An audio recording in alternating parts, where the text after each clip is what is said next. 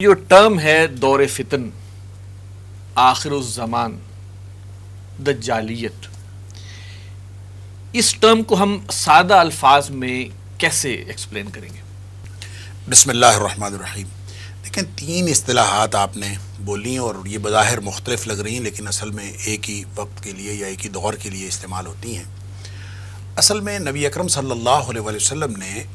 صرف اپنے دور کے لیے اور اپنے اس دور کے حالات کے لیے جس میں نبی اکرم صلی اللہ علیہ وسلم کو مبعوث کیا گیا تعلیمات نہیں دیں، بلکہ مستقبل کے لیے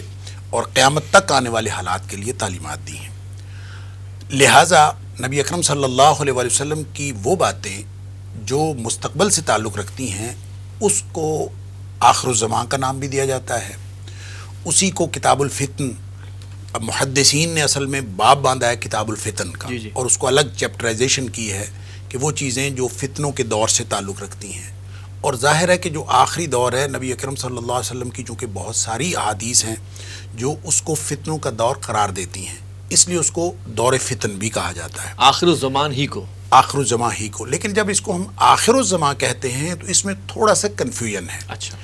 آخر الزمان کب سے سٹارٹ ہوتا ہے، اس کی آپ کیسے اسپیسیفیکیشن کر سکیں گے کہ یہ فلاں جگہ سے شروع ہوا، فلاں جگہ سے؟ جب ہم دور جدید کی بات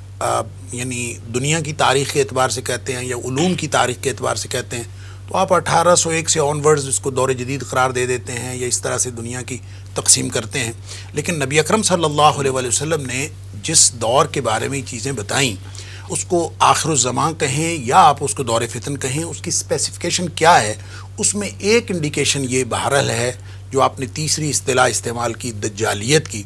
تو چونکہ نبی اکرم صلی اللہ علیہ وسلم کا فرمان یہ ہے کہ دجال کا ایک فتنہ آنے والا ہے، اور وہ اتنا بڑا فتنہ ہے کہ آدم علیہ السلام کی پیدائش سے لے کر قیامت کے ظہور تک تاریخ انسانی کا سب سے بڑا فتنہ ہے۔ اور اس سے نبی اکرم صلی اللہ علیہ وسلم نے اس قدر ڈرایا کہ صحابہ کرام بہت خوفزدہ ہو جاتے تھے، اور بعض اوقات نبی اکرم صلی اللہ علیہ وسلم کی وہ جو تفصیلات بتانے کی کیفیت یہ ہوتی تھی کہ صحابہ کرام کہتے تھے کہ ہمیں یہ خوف لاحق ہوتا تھا کہ ابھی کہیں جھاڑیوں سے نکل آئے گا۔ تو اس قدر نبی کریم صلی اللہ علیہ وسلم اس کو بیان فرماتے تھے تفصیل کے ساتھ۔ تو یہ جو دجال یا دجالیت یا اس دور کو ہم جب ساتھ ریلیٹ کرتے ہیں باقی دو اصطلاحات کے، تو اس کا مطلب یہ ہے کہ یہ اس دور کی بات ہے یا اس سے قریب تر دور کی بات ہے جب دجال کا فتنہ ظہور پذیر ہوگا۔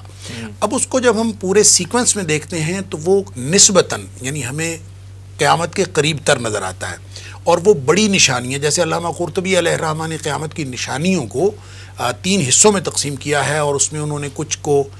چھوٹی نشانیاں، کچھ کو بڑی نشانیاں اور کچھ کو درمیانی نشانیاں، اور پھر اسی کو بعض لوگوں نے بعد میں بھی اسی کو ہی فالو کیا ہے۔ تو جب ہم اس طرح سے دیکھتے ہیں تو بہرحال ایک بات سمجھ میں آتی ہے کہ یہ قیامت سے قریب تر، جیسے جیسے ہم قریب ہوتے جائیں گے یہ بڑی نشانیوں کا ظہور ہوگا، اور ان بڑی نشانیوں میں سے ایک نشانی دجال ہے۔ لہٰذا دجال چونکہ آخری زمانے میں آنا ہے، اسی لیے اس کو آخر الزمان بھی کہہ دیا جاتا ہے، اور یہ تفصیل اس طرح سے، البتہ اسپیسیفیکیشن ہم نہیں کر سکتے ایگزیکٹلی، کیونکہ نبی اکرم صلی اللہ علیہ وسلم جو فرمایا، بعض اوقات ہمیں یوں لگتا ہے کہ یہ ہمارا دور وہی دور ہے، اور بعض اوقات ہو سکتا ہے اگلا دور ہو، کیونکہ شریعت میں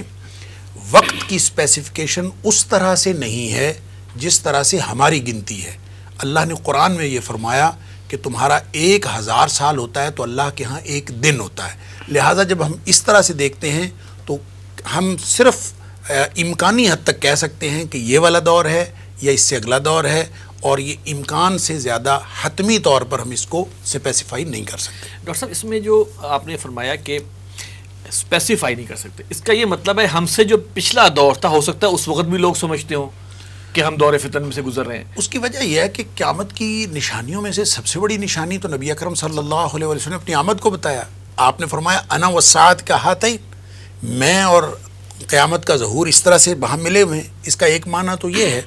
کہ نبی اکرم صلی اللہ علیہ وسلم کی نبوت قیامت کی دیواروں تک چلے گی، درمیان میں کوئی نبی نہیں ہے، یہ بھی نبی کریم صلی اللہ علیہ وسلم کی ختم نبوت کی ایک دلیل ہے۔ اور دوسرا اس کا مطلب یہ ہے کہ قرب قیامت اس سے ذکر ہوتا ہے، اور اس کے علاوہ بھی آپ نے جب فرمایا کہ قیامت سے پہلے، جب آپ نے اسپیسیفکلی قیامت کا ذکر کر کے فرمایا کہ اس سے پہلے 6 نشانیاں گن لینا، کہیں پہ 5 نشانیاں، کہیں پہ 3، کہیں پہ 2، تو اس کا مطلب یہ ہے کہ یہ قرب قیامت نبی اکرم صلی اللہ علیہ وآلہ وسلم کی تشریف آوری ہی آخر الزماں کی دلیل ہے، دلیل، سب سے اور بڑی دلیل، اس سے سب سے بڑی دلیل ہے، اور اس کے بعد سارا آخر الزماں ہی ہے۔ اور ظاہر ہے کہ آپ اگر پوری انسانی تاریخ کو اگر آپ ڈیوائیڈ کریں تو یہ اس کو آپ آخر الزماں ہی کہہ سکتے ہیں۔ یہی سب